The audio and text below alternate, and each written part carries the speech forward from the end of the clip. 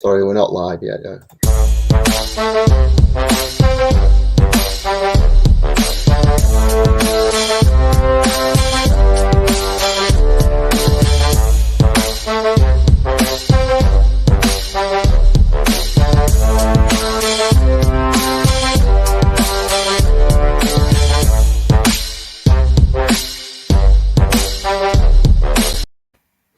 Hello, you're back with the False Nine podcast. We're a little later than advertised. We had some tech issues again. But joining me this week is Jack Watson for the third time. So we're up to episode 10. So hi, Jack. Hiya. Hi. So another big week in football. And I suppose the obvious place to start is the FA Cup again. I have to admit, after the third round week was really good. I didn't have great expectations for fourth round week, and I thought it'd be pretty predictable. But we got one of the favourites gone, another two nearly gone, the holders out, and a non-league team in the fifth round. So where to unpack all that? I suppose we should start Friday night, Old Trafford. Yeah. What did you make of this? Other than it being very funny. The performance of Man United on Friday night, and they better than Middlesbrough, you say, out on the pitch. But at the end of the day, fact is they lost to them on penalties again. It's more shootout heartbreak for Man United, and out of the cup, and unless they scheme to win the Champions League, and that's another season with no silverware. So. Yeah, I think with the Champions League, they've got a ticket to the raffle, but I don't think you can say an awful lot more than that at this point. I think they probably will beat Atleti, but I don't think it goes further than the quarterfinals.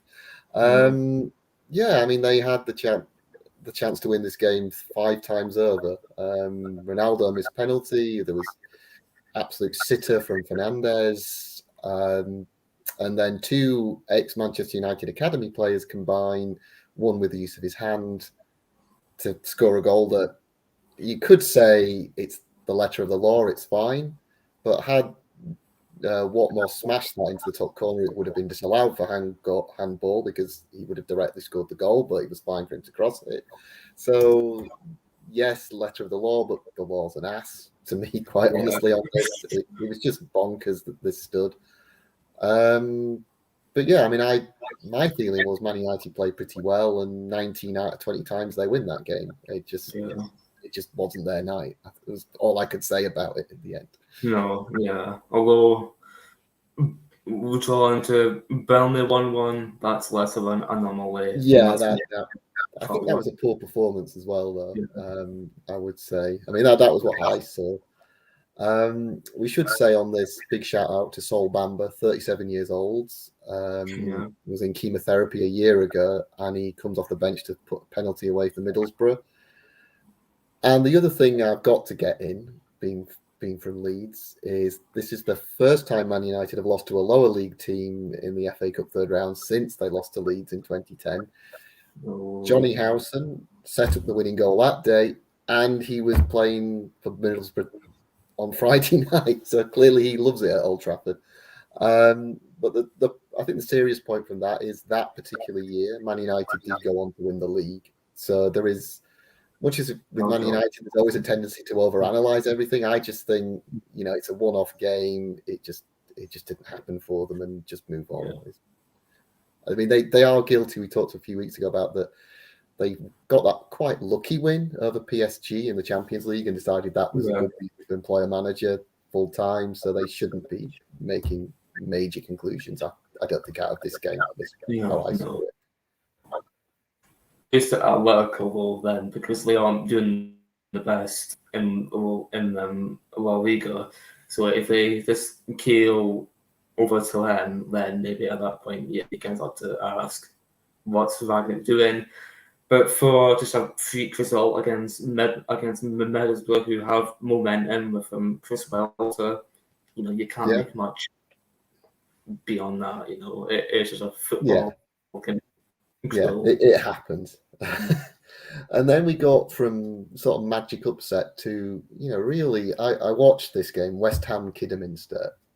Just the I can't remember ever being as gutted for a team I don't support losing a game as I was for Kidderminster in this one. It was cup heartbreak. I think there's any other way of putting it.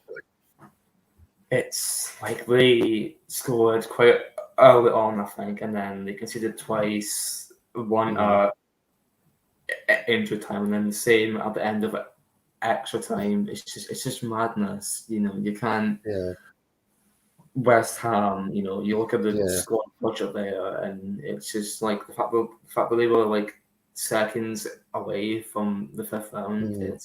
I think it was actually clocked at 13 seconds from actually going to penalties that they scored. But the thing that really impressed me was that Kidderminster, right up in extra time, West Ham did have the better of it, and they did have a goal ruled out as well, we should say.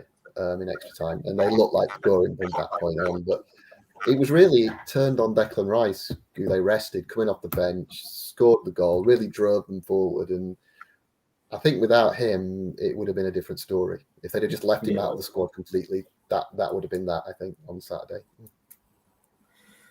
Yeah, West Ham, they weren't good for, I want to say, like the first half of it. Like they were down for most of the 90, and then you just think, oh, we're going to the 6th tier side. The home stadium is like a little toilet stadium at our London Stadium Bowl.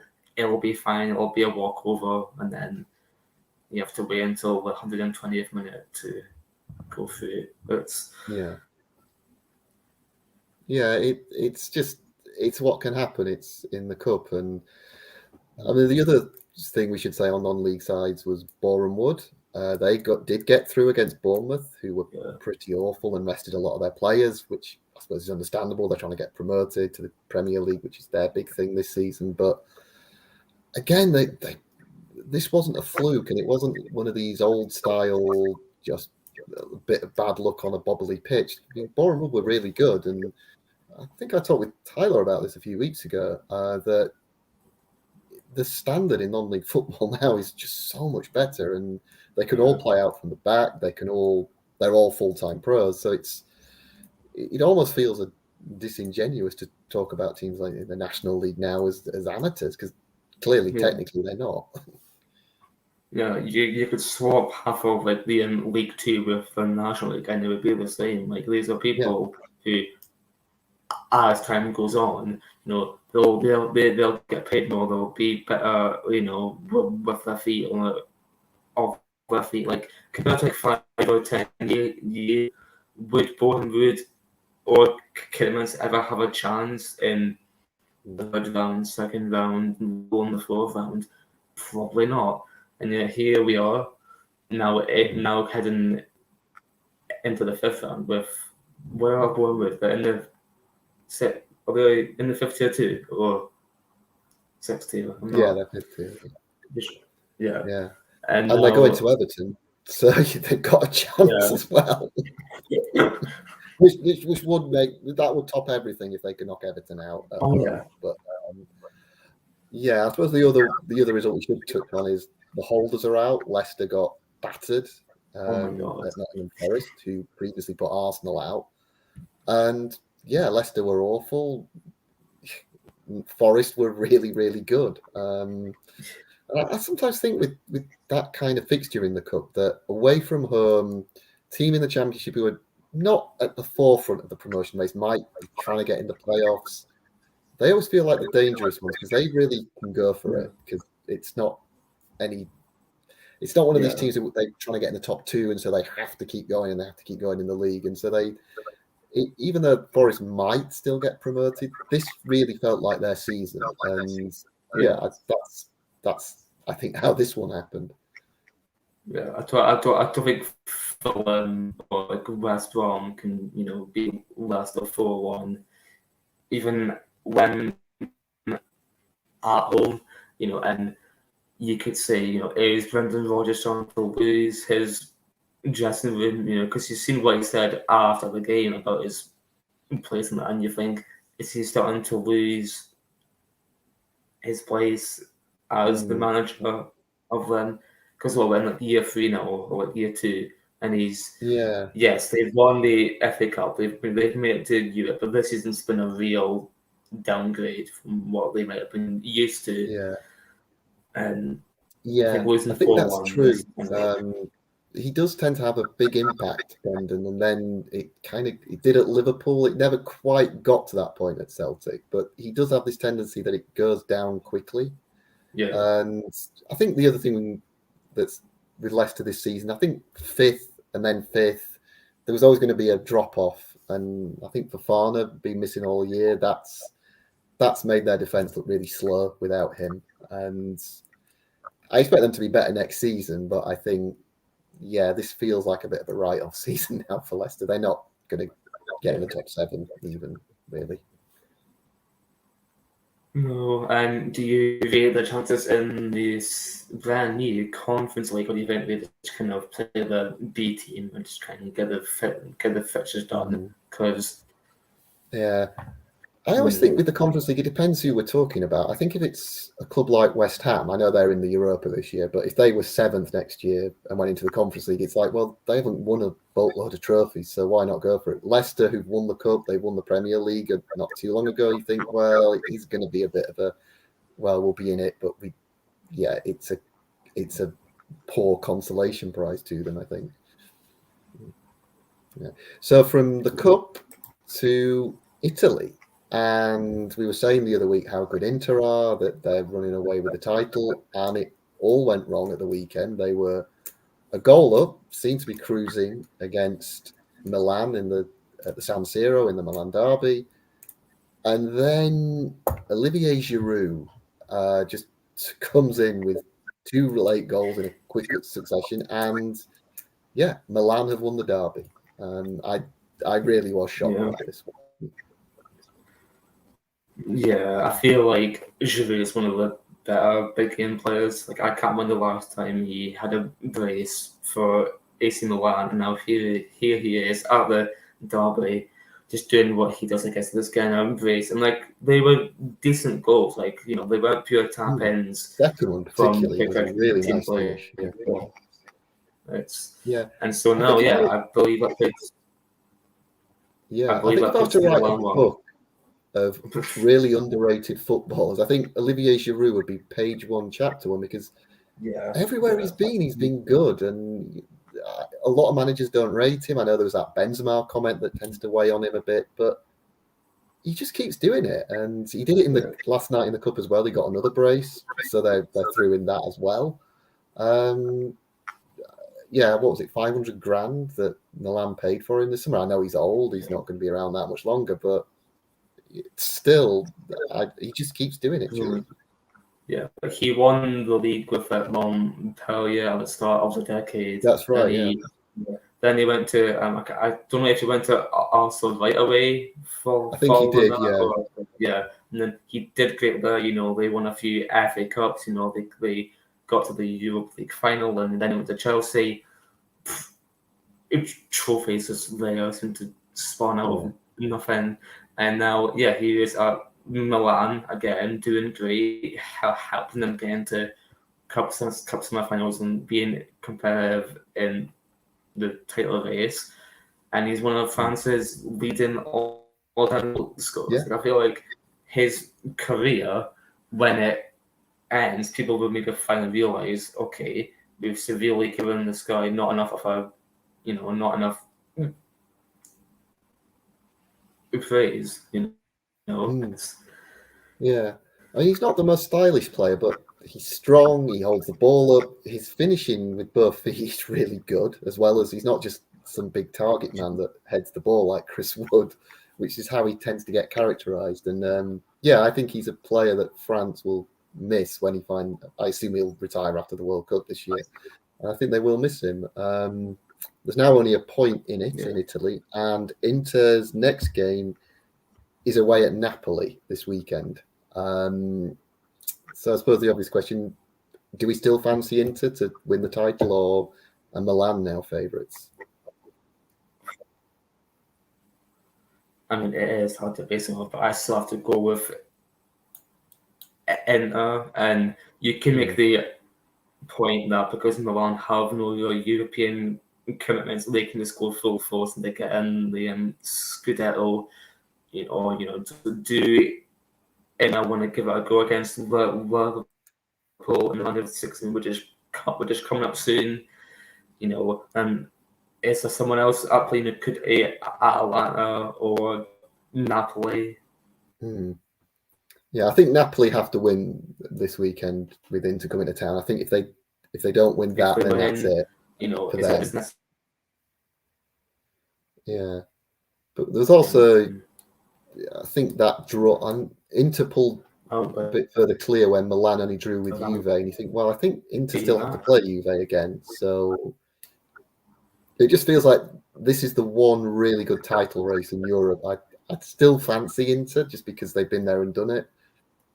Yeah. But we know that, let's be honest, PSG, Bayern, Man City, probably Real Madrid are going to win the other sort of top 5 leagues. So this one, like last year with Lille and PSG, that was the one to watch, and Atleti and Real Madrid as well.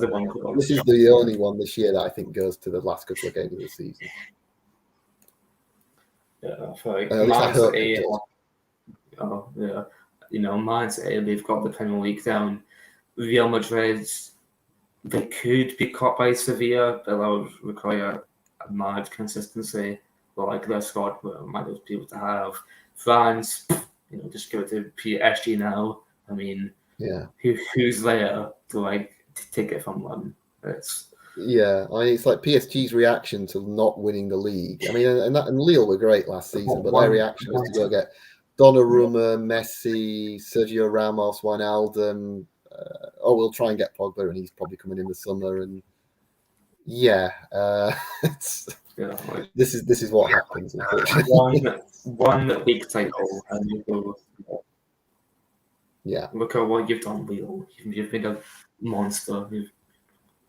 Yeah, I think with PSG I can't see how they're doing the FFP at the minute. And Mbappe's going in the summer. I suspect Messi won't stick around for a second year either. So I think this was kind of the one year they can have all these players, and then they have to readjust a bit.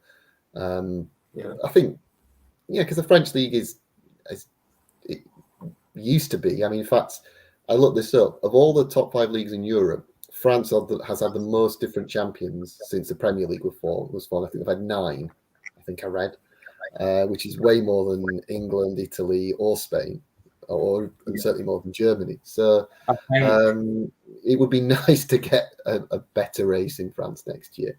Yeah, and I do think that, just quickly, between the years of them, Lyon winning it 7 times and then PSG's little reign of dominance, there were 6 different winners in 6 years. So it shows that if you don't have super mega teams, the French league really could be one for anyone to win. Like if PSG win, Nice would be winning it right now. Just you can't predict it. It's mad. Yeah. So from one league that we think is going to be won to, I suppose, the biggest winners of the weekend, Senegal finally win their first Africa Cup of Nations. I decided to watch this instead of Boreham Wood against Bournemouth and quickly realised I'd made the wrong choice. It wasn't a great final. Just a tale of 2 Sadio Mane penalties, one that Mo Salah helped his goalkeeper save, and then one he didn't. And I mean, I'll say now, I said on this show 4 weeks ago, I think it was, that Senegal would win the Cup of Nations. So I'm quite pleased. But to me, they are just head and shoulders above the rest in Africa. I think they're the one team where there's a squad that you look at, you think there's strength everywhere, or in most key positions. Egypt is just the Mohamed Salah show. Yes. That's all they've got to learn. And you said Senegal, they've got a spine, they've got a cohesion that really you don't see in any other of the nations there. So winning it felt like an inevitability. I didn't say on it because this tournament is weird and wacky from the start. So I just don't want to say who'd win it, because then you'd see Burkina Faso win it, and you wouldn't be sort of prized, but Yeah, that would have been a great story. Or if Cameroon with their kind of no stars, there's no Samuel Eto'o for Cameroon or anyone like that anymore, and they got so close at home. So I was kind of hoping they'd be in the final, but yeah, I don't think they can dispute the best team on the tournament. For me, I think the question with Senegal is what happens. We saw they didn't have a good World Cup in Russia. They were in one of the easier groups and they didn't get through. I think it was Poland, Japan, and Colombia, which is all kind of very different times, seems, but all on kind of on the same level, and they didn't get through it. So it's how are they going to do against one of the better, maybe a middle or heavyweight team from Europe or South America? I mean, they're obviously going to be underdogs if they play Brazil or Argentina. But what if they come up against a Uruguay, someone like that? Can they handle that? We're not sure how many games they'll be playing until now, and when the World Cup comes around. But that's basically nearly a whole year to keep up the momentum, to keep up that feeling of we can compete at Qatar, and that is a bigger question. I think apart from South America and Europe, how will the teams from the other continents do in Qatar? Because it's lucky to win your Gold Cups and your AFCONs, and they'll mean a lot to the people but if it's at the World Cup, how much value is placed on that in comparison to say the World Cup was done. I think a little bit like we were talking about Canada last week, and I think Senegal. I think we can say this about every team, not that is going to be unseeded, which they inevitably will be. That it really is going to be, assuming they get there. And by the way, their playoff is against Egypt, so one of them's going out. So best player in Africa against best team in Africa. But assuming Senegal do get through, the variation in the draw, it could be seeded team Brazil or France or whoever, plus Germany as an unseeded European team, or the Netherlands, plus maybe USA or Mexico. Alternatively, that seeded team can be Qatar as hosts, plus Serbia and, I don't know, New Zealand. I mean, the variation in what you can get in the draw is staggering. And I think Senegal are one of those, if the draw's okay, that they don't get, well, I mean, they'd have to be lucky to get Qatar, but if they avoid, say, Germany or the Netherlands as the European team, and they do get one of those more middleweight teams, that I think it's doable if it's Switzerland or Serbia or someone, or Sweden or someone like that.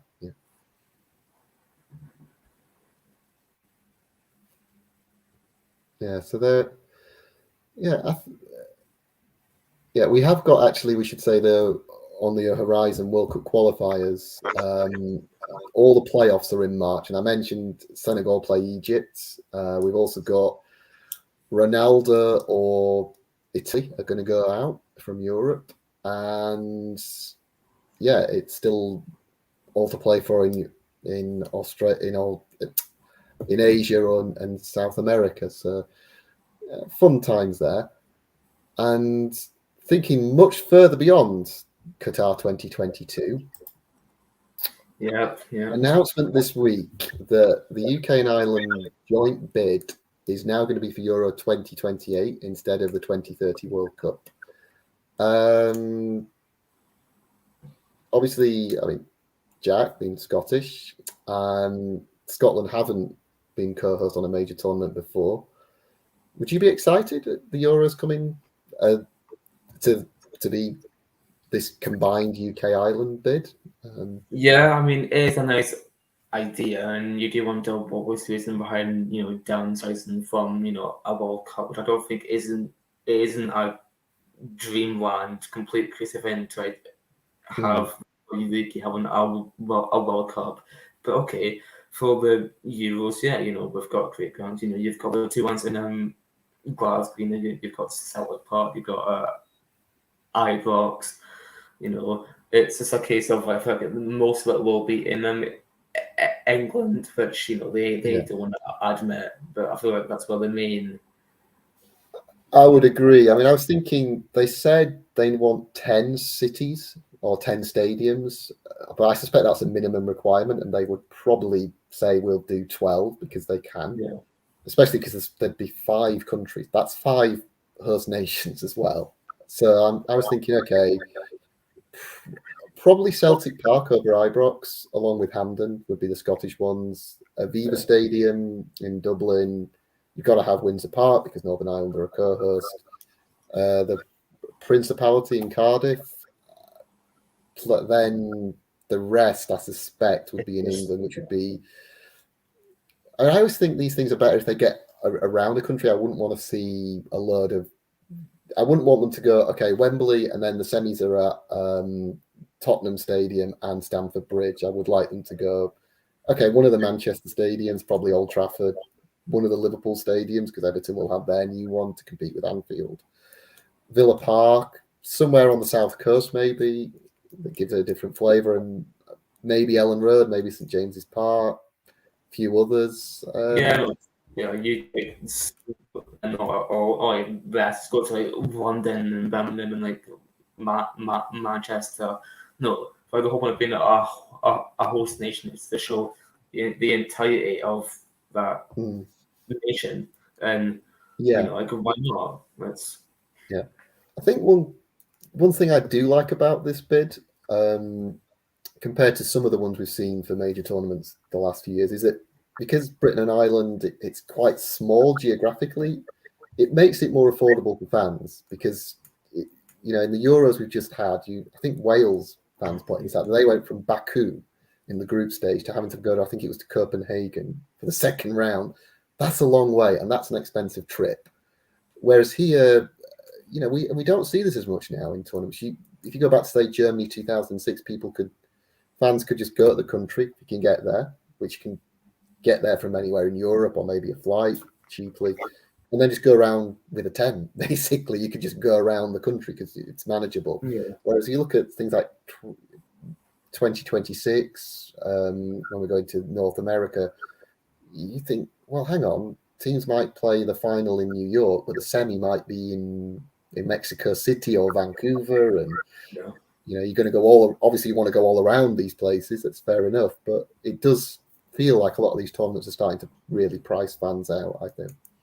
Yeah, and that's the problem with the whole idea of, trying to get as many countries involved, because now slowly everyone wants to be involved with the next World Cup and the next Euros, and so you've got so many bids coming in.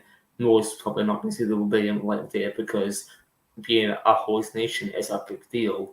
Like you've seen Russia in 2018, admittedly since then they've not been doing the best, but they can really transform the culture for a summer USA. It's not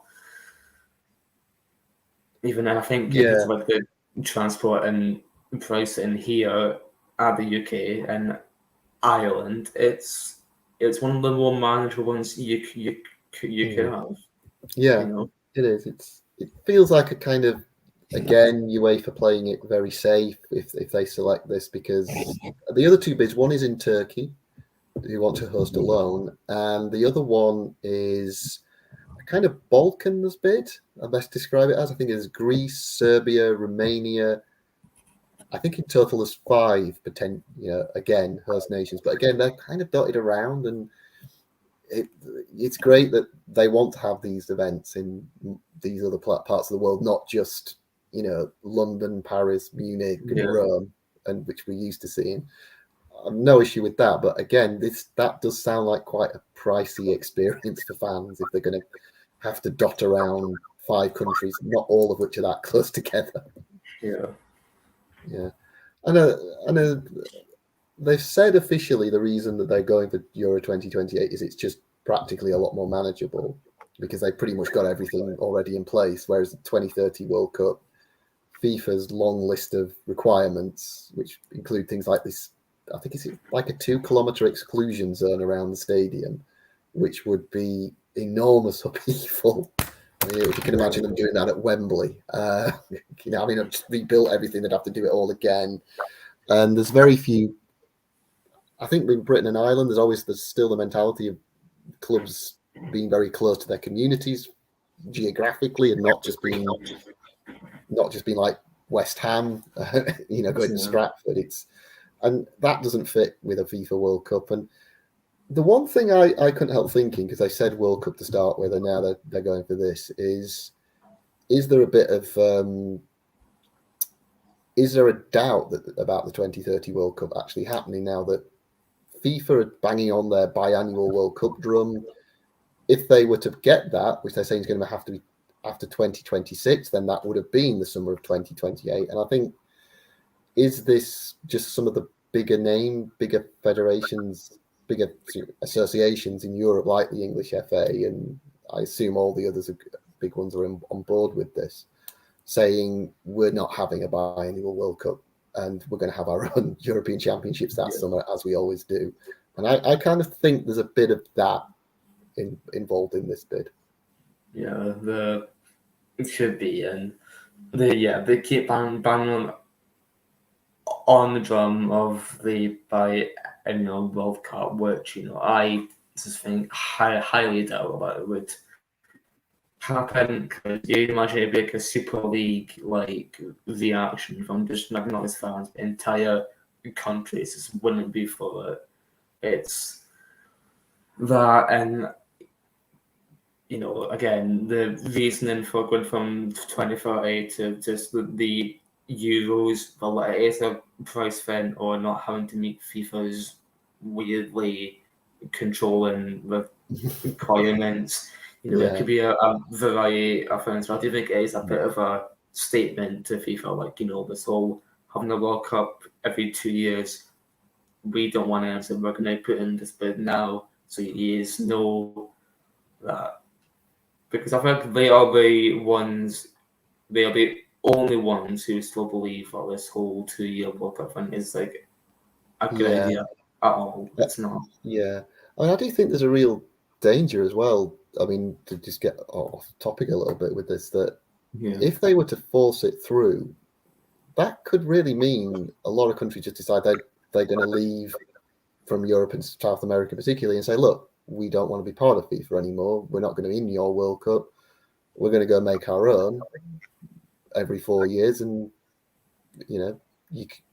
tough luck. I mean, given some of the things FIFA have said recently, I don't think many people would cry if they cease to exist. But I just wonder where we're going with this in the long term with football.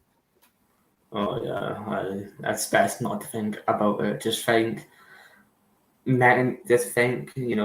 long as Super Leagues and biennials are kept far away from being reality, which looks unlikely now, given how much push there is for it from the officials themselves.